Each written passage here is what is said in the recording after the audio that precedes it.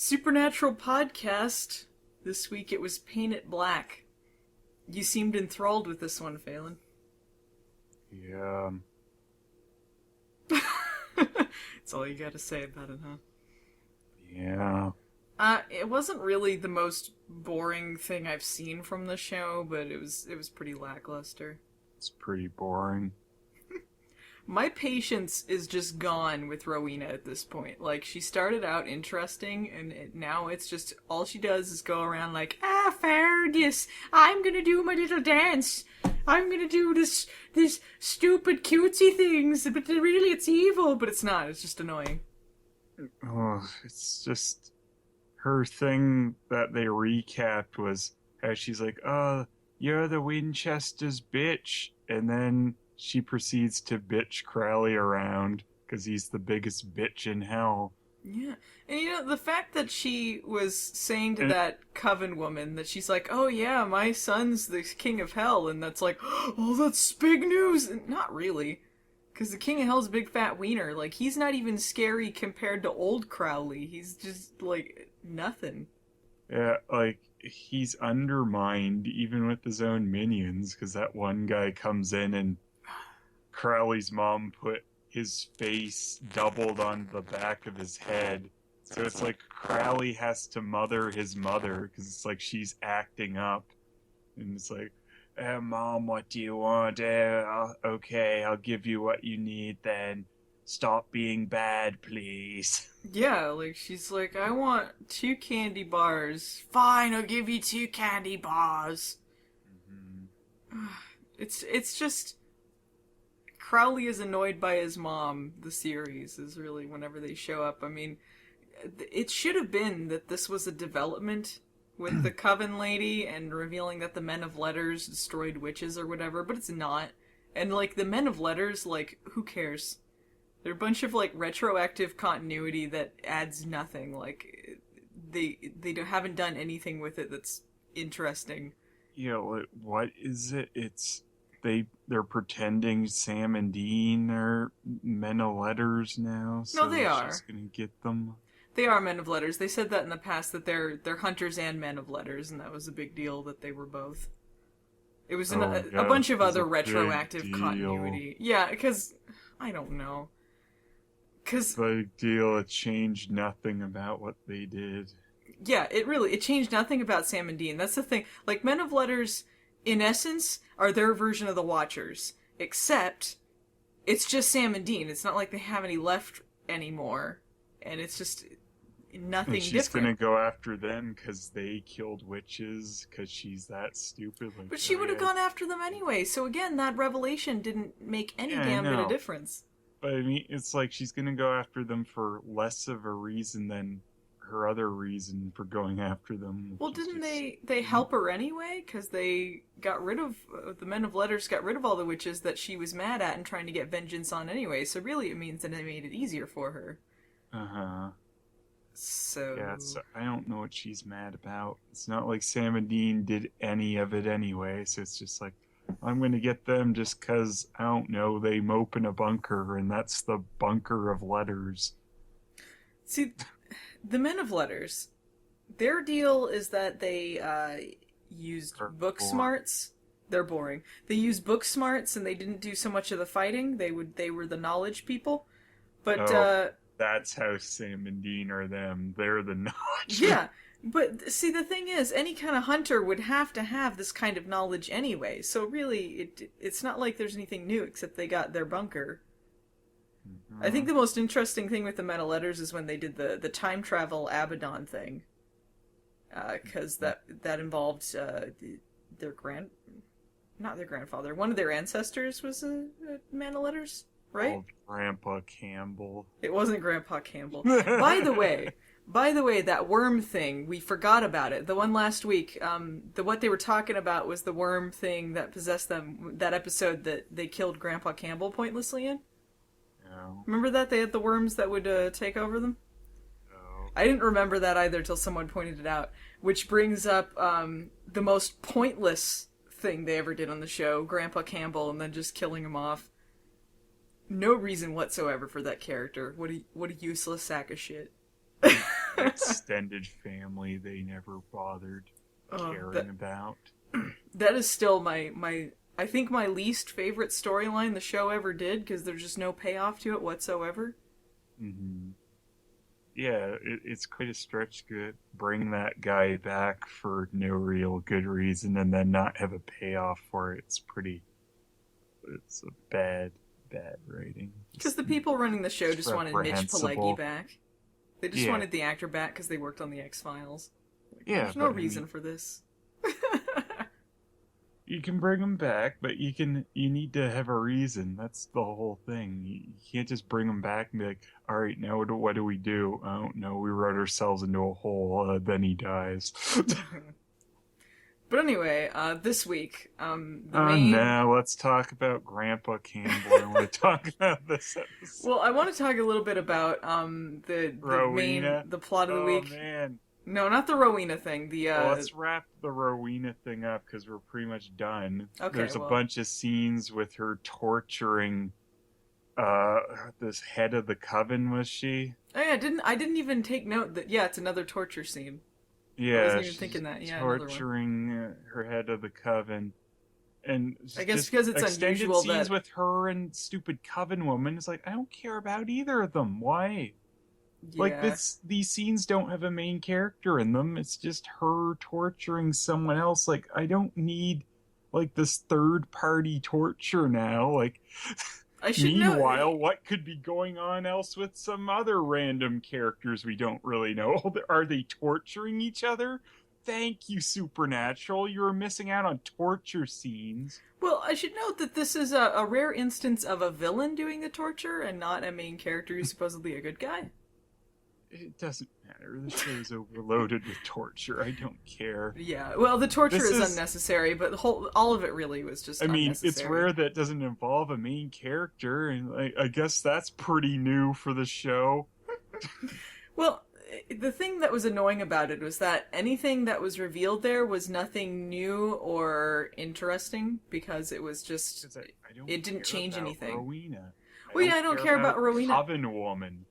I don't care about them, but the reason that they did it was because they were going to reveal the meta letters thing and then have the stupid hamster thing at the end, because why not? But the meta letters thing... kill her and turns her into a hamster. That's the big shitty-do. Yeah. The meta letters thing, like we said before, didn't change anything. It's not a surprising or interesting revelation. It's not like, oh my god, what? The meta letters were connected. You could have connected that hunters or meta letters or whatever were probably involved in witches being attacked, because we already know that witches are on hunters' list because they're evil. Or some of them are evil, or whatever. You know, they do evil things and they get... Connected that Sam and Dean's mailman was connected, and then that's why she's gonna go after Sam and Dean. Fucking stupid nonsense. Let's switch things around a bit and say that the main villains this season were vampires. And then it was like a vampire who finds the master vampire or whatever. And then they're like, oh yeah, the reason the vampires are almost wiped out is because dun dun dun hunters. Okay. Of course it's hunters. What else would it be? It would be more surprising if it was something else, if they were like, the angels! What? Okay. Alright. Yeah. Mm-hmm. That's a non-revelation, so it was just pointless. Mm-hmm. And again, like, Rowena, like, I like the actress's performance, but I'm just so tired of it going nowhere and just the same scene every week. She just shouldn't have torture scenes with some other character we don't know. It's boring. Yeah. And it didn't help that the other plot of this episode is boring too. Well, it was really easy to get that other woman, like, you know, the head of the Coven or whatever, because we haven't been introduced to her. Acts bad. Crowley goes, fine, I'll get it for you. Here you go, Mom. Please be good. Yeah, there was no build-up to that, and there was nothing to show that this woman was particularly powerful, because we don't know this character from anyone else. So it's not like that was like, ooh, she killed the big bad Coven leader. Like, alright, because you told us that she hamstered her. That's right, she didn't kill her, she hamstered her. Yeah. Whatever. Kind of like turning into a rat. Yeah. 6 seasons later. Oh, yeah. Yeah. I forgot, because I haven't been trying. Buffy is a much better show than Supernatural. Even still, Willow was kind of bitchy to leave her there as a rat for years. Oh yeah, that was stupid. Yeah. But even at Buffy's worst, it was not as bad as Supernatural's been. No. It's just That's the thing. And Buffy at least knew... The Amy rat thing is always just the funniest thing to me, how long Willow lets that sit. Well, because the writers forgot about I'm it. so powerful! Oh yeah, I haven't figured out that rat spell that she did years ago. She was powerful enough to take on a god, but look, rats are hard. It was only something that a girl could do in high school. Whatever. But anyway, the plot this week on Supernatural, the Monster of the Week thing, involved some ghosts and a convent or a church. I guess it wasn't a convent. Tara was a vampire. And then Tara was a vampire. Back when they remembered that not all creatures were bad. Yeah, it was like one of the first times, wasn't it? Yeah, that was one of the first times when they showed like a good monster. Yeah. We'll learn that lesson never. But the whole twist with the nun being a ghost the whole time was not a twist. Because, again, you could guess it. Like, they showed these flashbacks. It was really obvious it was a different time period. If they hadn't shown that until the other nun was reading the book at the journal and then it flashed back to the past, it'd be like, okay.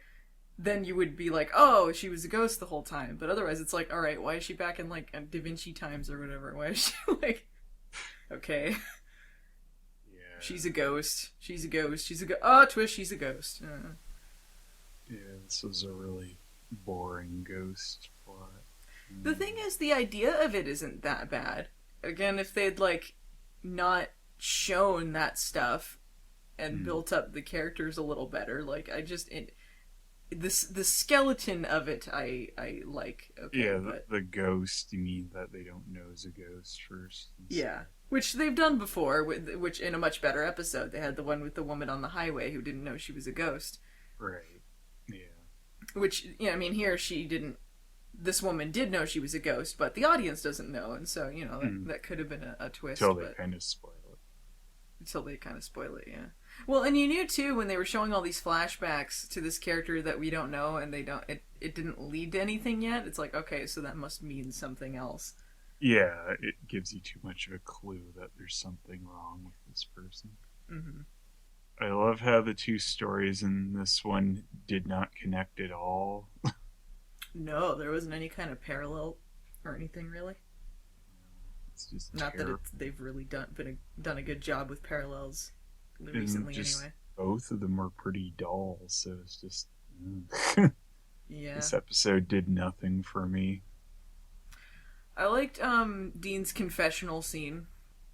Guess. It's not really a new revelation. It's not a new revelation. It was done kind of in a different way. I mean, it wasn't the most poignant thing they've done, but... Maybe the car scene at the end felt really hollow. That one just felt like it's like they've done that scene a million times, and this one wasn't even that interesting. That's why the confession thing doesn't mean that much, because it's just like it doesn't lead to anything new. It's just... He doesn't say anything to Sam again. He's like, oh, but Dean, you have to fight it. It's like, oh, okay. Yep, I'll fight it, Sammy. But Dean, I Googled it, and it said on the guest book that if you go on to GeoCities and make a new page, it'll get rid of the mark. What could the final episode of the season possibly be? Like, what could they possibly wrap things up with that would be climactic or scary or any of those things?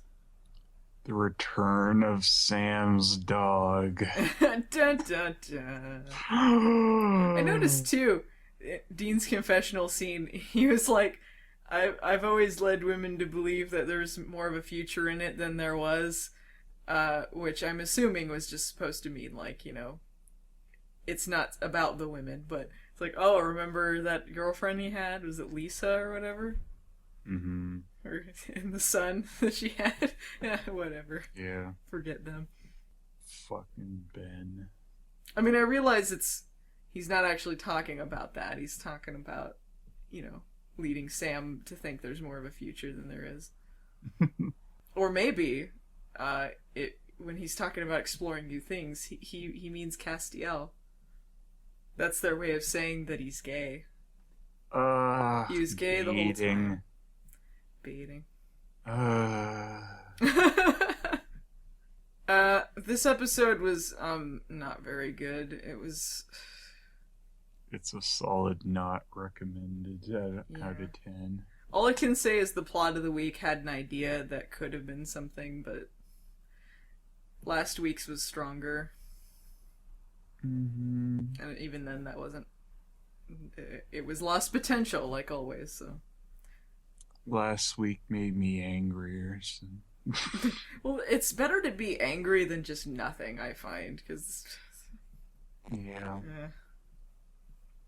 No, I found myself wanting to check out too much in this one. Yeah.